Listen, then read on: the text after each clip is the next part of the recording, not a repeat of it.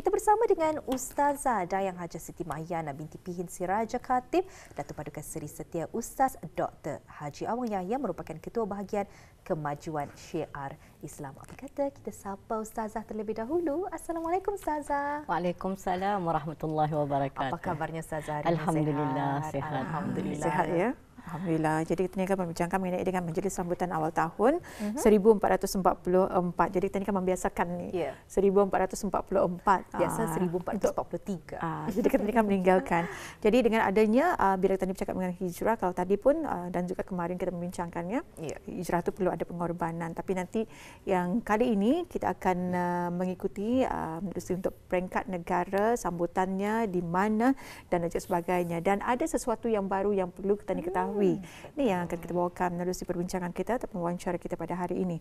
Jadi di sini Ustazah kita mengetahui sebagaimana yang kita sedia maklum di negara Darussalam insya-Allah akan mengadakan majlis sambutan awal tahun 1444 Hijrah peringkat negara. Jadi sebelum sebelum kita mengajukan soalan, ada baiknya mungkin saya boleh mengongsikan kepada penonton kita dan juga orang ramai apa sebenarnya yang dimaksudkan ucapan Hilal Hijrah dan sebenarnya apa tujuannya. Terima kasih Atul dan Nadira. Bismillahirrahmanirrahim. Alhamdulillahirabbil alamin. Wassalatu wassalamu ala asyrafil anbiya'il mursalin wa ala alihi wa sahbihi ajma'in. Berbalik kepada soalan yang tadi itu, pada lazimnya bila kita ni menyambut sesuatu acara ataupun sambutan, kita ni selalu ada ucapan selamat. Contohnya selamat hari raya, selamat hari raya Aidilfitri, selamat hari jadi. So kita ni untuk sambutan awal tahun hijrah ini, kita ni pun juga akan mengadakan satu ucapan yang khusus untuk mengalu-alukan kedatangan awal tahun hijrah.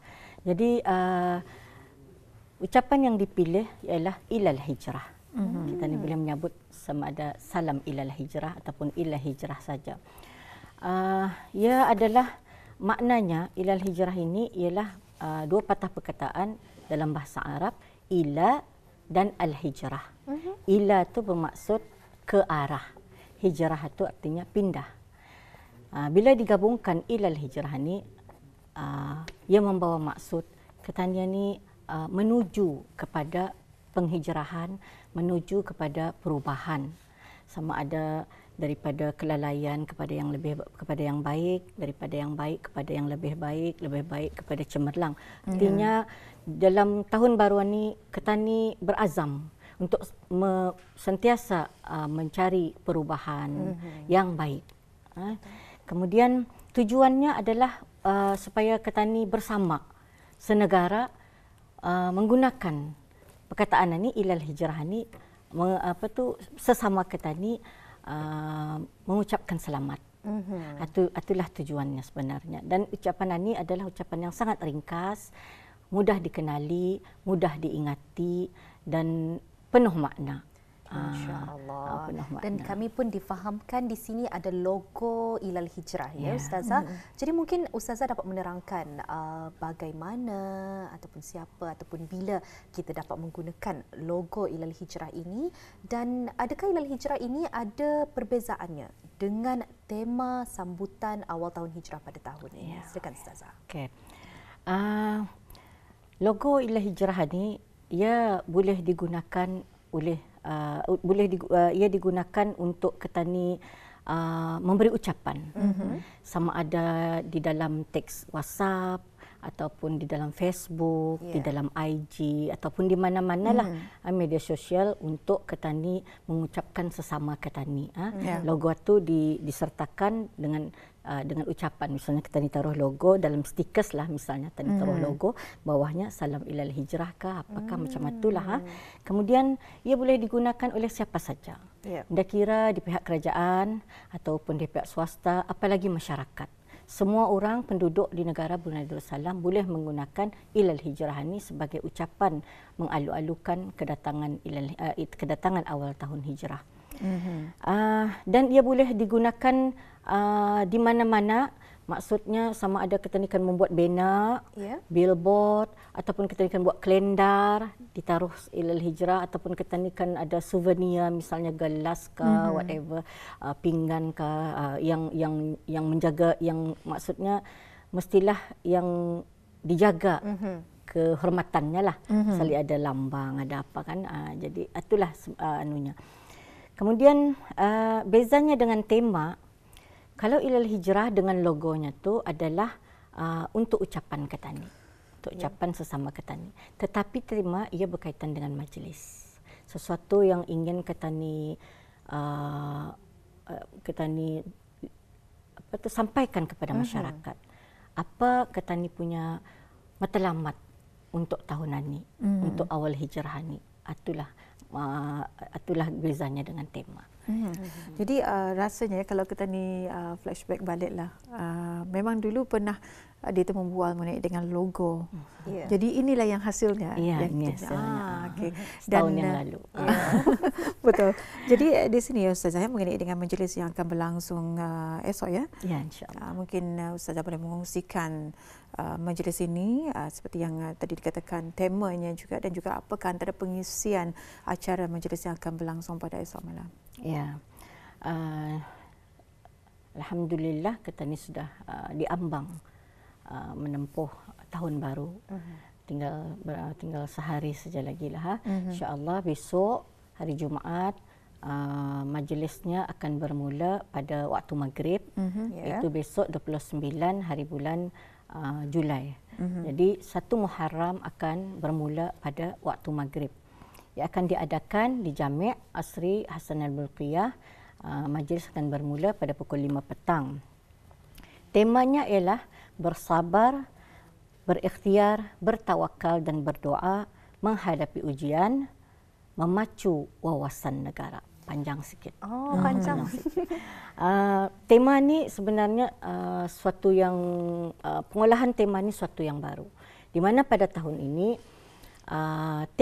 tema utama bagi keseluruhan majlis sambutan hari-hari kebesaran Islam ialah bersabar, berikhtiar, bertawakal dan berdoa menghadapi ujian. Itu tema utama bagi keseluruhan majlis. Untuk majlis awal tahun hijrah ni, tema khususnya ialah memacu wawasan negara. So ia akan mengaitkan tema khusus dengan tema utama. Bagaimana memacu wawasan negara itu, ataupun bagaimana bersabar, berikhtiar, bertawakal dan berdoa menghadapi ujian itu, kita ni relate dengan memacu wawasan negara. Itulah maksudnya. Jadi kalau kita lihat amat menarik sekali dengan berkenaan dengan majlis yang akan berlangsung keesokan hari, iaitu pada hari Jumaat 29 hari bulan Julai bersamaan dengan 1 Muharram 1444 Hijrah, membawakan tema bersabar, berikhtiar, bertawakal, memacu wawasan berdoa memacu wawasan negara. Jadi di sini Ustazah ada menerangkan bagaimana untuk mengaitkan di antara tema khusus dengan tema utama. Betul Ustazah? Betul.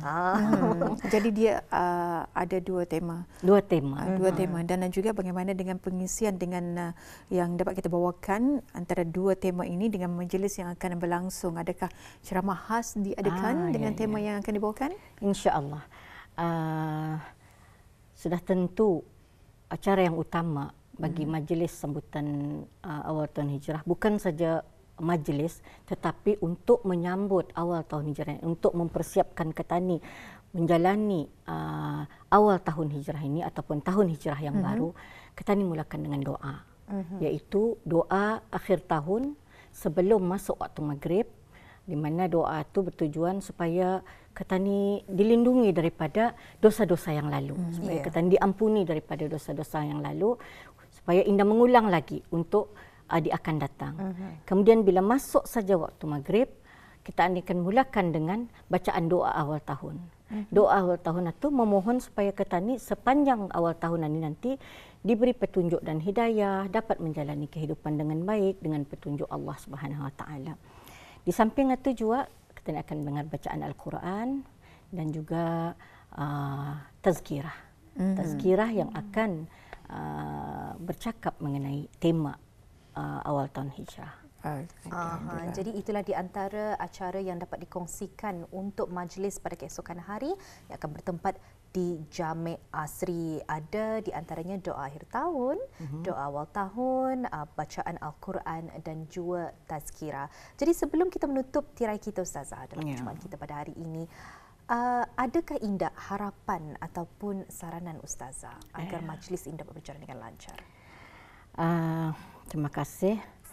Dimaklumkan juga majlis sambutan awal tahun Hijrah ini bukan saja diadakan di bandar, tetapi juga di seluruh daerah, keempat-empat daerah dan di seluruh masjid-masjid, balai ibadat dan surau-surau di seluruh negara. Dan penumpuannya di 4 buah masjid utama di setiap daerah.